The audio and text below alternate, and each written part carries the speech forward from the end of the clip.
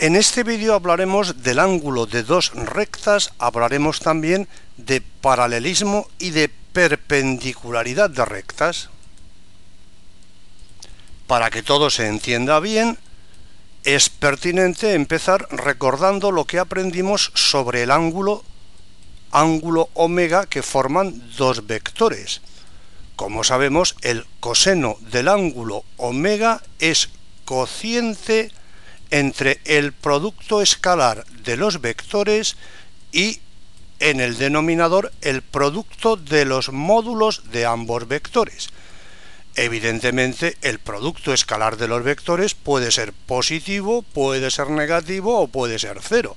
Si el producto escalar es positivo, evidentemente el coseno de omega será positivo, porque el denominador jamás es negativo. El signo que tiene el coseno de omega es el mismo que tiene el producto escalar de u y v. Por tanto, si el producto escalar es positivo, el coseno de omega es positivo, y eso significa que omega es mayor o igual que 0 e inferior a pi medios radianes, inferior a 90 grados. Si el producto escalar es negativo, el coseno de omega es negativo, y eso significa que omega es mayor que pi medios radianes y menor o igual que pi radianes, mayor que 90 grados y menor o igual que 180 grados. Si el producto escalar es 0, el coseno de omega es 0, y entonces omega es pi medios radianes, 90 grados. Lo ilustramos con un ejemplo. Vamos a determinar el ángulo que forman estos dos vectores. Fíjate el producto escalar de ambos vectores, 1 por 1 más 3 por menos 2, que es menos 5. El módulo del vector u es la raíz cuadrada del cuadrado de 1 más el cuadrado de 3, o sea, raíz de 10. El módulo de v es la raíz cuadrada del cuadrado de 1 más el cuadrado de menos 2, es decir, raíz de 5, con lo cual el coseno del ángulo omega resulta ser menos 1 dividido por raíz de 2, es decir, el ángulo omega es de 3 pi cuartos radianes o 135 grados. La figura lo ilustra. Flechita amarilla representativa del vector u, primera coordenada 1, segunda coordenada 3. Flechita azul representativa del vector v, primera coordenada 1, segunda coordenada menos 2.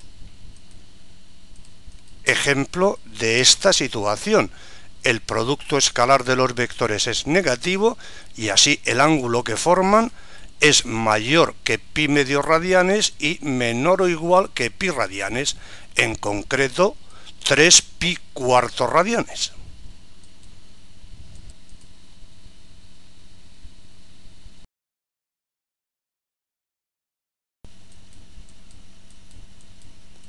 Vamos ya con el ángulo de dos rectas. Consideras que las rectas R y S se cortan en un punto, naturalmente. En ese caso, si las rectas se cortan, determinan cuatro regiones angulares,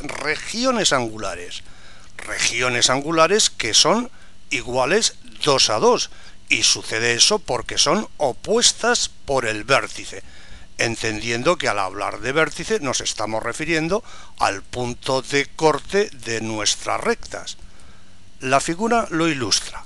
Rectas R y S que se cortan en el punto P determinan 4 regiones angulares que son iguales 2 a 2. Fíjate, aquí tienes señaladas las dos regiones angulares, el primer par de regiones angulares que iguales, aquí el otro par de regiones angulares iguales. Pues bien, toma buena nota. De la medida teta, de la menor de esas regiones angulares decimos que es el ángulo que forman nuestras rectas. Ese ángulo, dependiendo de los casos, puede ser el mismo o el suplementario del ángulo que forman los vectores directores de las rectas. Para ilustrarte respecto de esto que acabamos de decir, en el sentido de que el ángulo de dos rectas, dependiendo del caso, puede ser el mismo o el suplementario del ángulo que forman los directores de las rectas, para ilustrarte mejor, considera que el director de la recta R es precisamente el vector U y el director de S es el vector V. Fíjate que nuestros vectores U y V, directores de las rectas, forman un ángulo de 3 pi cuartos radianes, y la medida de la menor de las regiones angulares es justamente pi cuartos, que es el ángulo que forman nuestras rectas, ángulo pi cuartos que en este caso es suplementario del ángulo que forman los directores de las rectas. El suplementario de 3 pi cuartos es lo que le falta a pi cuartos hasta llegar a pi. Le falta pi cuartos. Entiéndase que absolutamente nada cambiaría en lo que se refiere a las rectas R y S si como director de la recta S tomamos el menos V. En lugar de tomar como director el vector V, tomamos como director el menos V. Decimos nada cambiaría a efectos de la recta S. Si te molestas en ello, puedes comprobar que el ángulo que forman U y menos V es pi cuartos, porque en el caso de U y de menos V, el coseno que indicamos es 1 dividido por raíz de 2, no menos 1 dividido por raíz de 2. En este caso decimos U y V forman un ángulo pi cuartos que coincide con el ángulo que forman las rectas. Por tanto, insistimos en la idea, dependiendo de qué vectores directores se consideren, el ángulo que forman dos rectas puede ser el mismo o suplementario del ángulo que forman sus correspondientes vectores directores. En otro orden de cosas, te recordamos que a lo largo de tu vida te han contado algunas mentiras muy gordas, mentiras que tú te creíste. Por ejemplo, todo lo que te contaron del ratoncito Pérez, tú te lo creíste, pero resultó ser falso. También te hablaron cosas muy mágicas de los Reyes Magos, pero resultó ser falso. Bueno, pues esto es otra mentira o medio verdad que te contaron cuando eras pequeño, tú te la creíste y resulta que en general es falso, y eso está escrito en todos los evangelios. En todos los evangelios dice que al sumar infinidad de sumandos, el orden de los sumandos puede alterar la suma. Por eso decíamos al principio del vídeo que uno no se puede fiar ni de su padre. Como seguro que te pica la curiosidad, ponemos un ejemplo. Considera esta suma de infinitos sumandos. Fíjate, 1 menos 1/2 más 1/3 menos 1/4 más 1/5 menos 1/6 más 1/7 menos 1/8 y así sucesiva e indefinidamente. Infinidad de sumandos. Considera ahora esta otra suma. 1 menos 1 dividido por 2 al cuadrado más 1 dividido por 3 al cuadrado y así sucesiva e indefinidamente. Pues bien, si te molestas en buscar en los evangelios, en todos dice que En esta suma, el orden de los sumandos no altera la suma. Y en todos los evangelios dice que, al contrario, en este caso, el orden de los sumandos altera la suma. En definitiva, esto es un cuento chino como el ratoncito Pérez y los Reyes Magos. En fin, de estas cosas te hablarán en la universidad.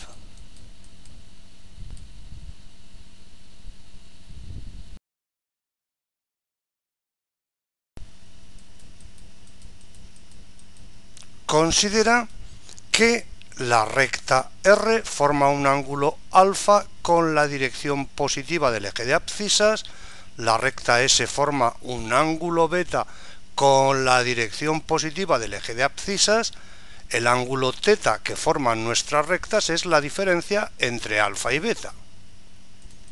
Bueno, pues considera que la recta R tiene pendiente m sub r, es decir, la tangente del ángulo alfa es m sub r.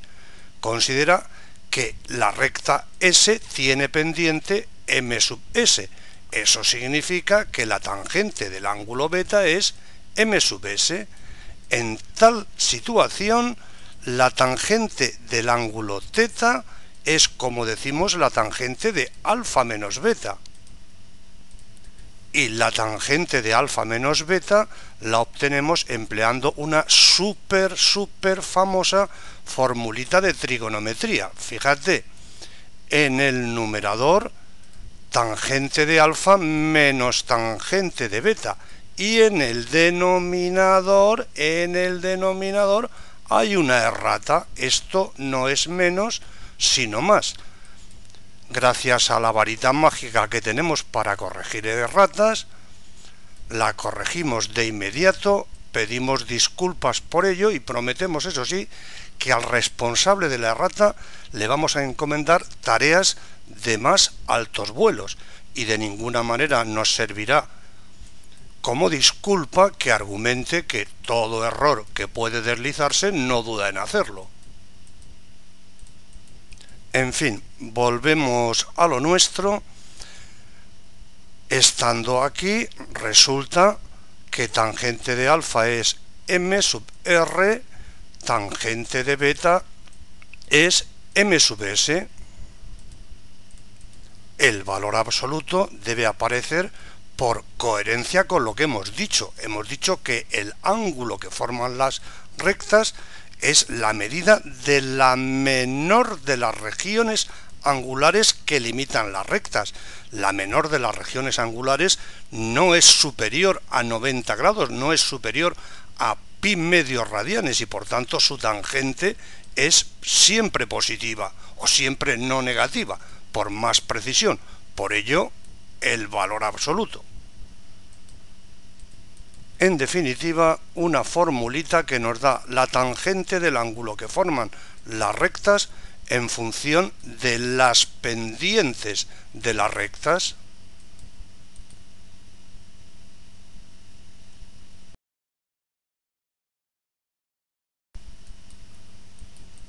Vamos ahora con el paralelismo de rectas. Dos rectas son paralelas si tienen igual pendiente.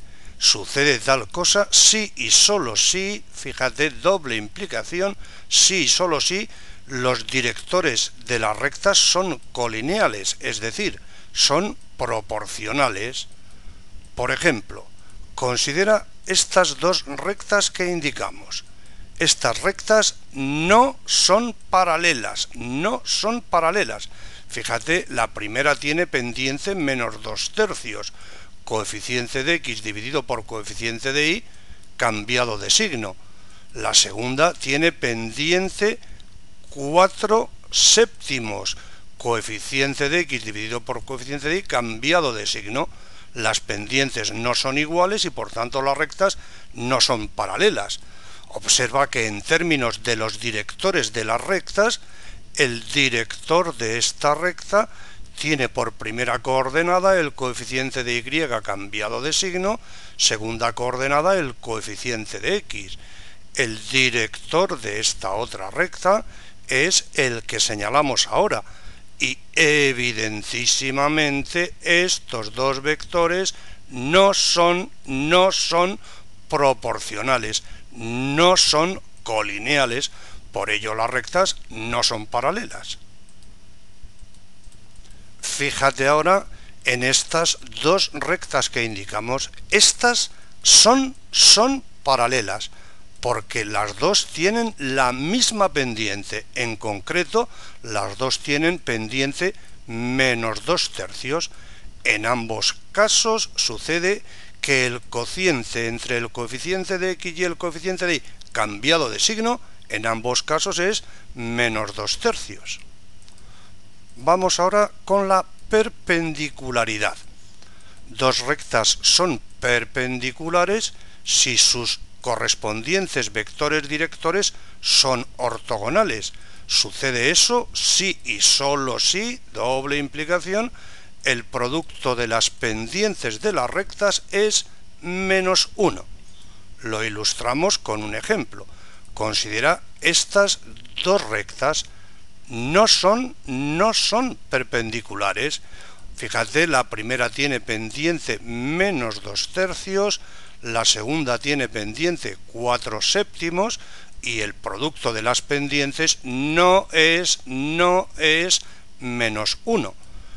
En términos de los vectores directores, este es el director de esta recta, el director de esta otra es el v que señalamos, y estos vectores no son ortogonales. Si te molestas en ello, puedes comprobar que su producto escalar no es el número 0. Estas rectas son perpendiculares. Fíjate, la primera tiene pendiente menos 2/3, la segunda 6/4 y el producto de las pendientes es menos 1. En términos de los directores, el director de esta es el que señalamos, el director de esta otra es el v, y los vectores u y v son ortogonales. Su producto escalar es 0. En cualquier caso, más allá del ángulo de dos rectas y del paralelismo y la perpendicularidad de rectas, ya sabes que no puedes fiarte ni de tu padre, porque perfectamente puede contarte un cuento chino que no se ajusta a la realidad. A título informativo, llamamos de nuevo tu atención respecto de esta suma de infinitos sumandos en la que el orden de los sumandos altera la suma. Está escrito en todos los evangelios. Y en todos, si te molestas en buscar, en todos está escrito que si los sumandos se suman en este orden, el valor de la suma es el número logaritmo neperiano de 2.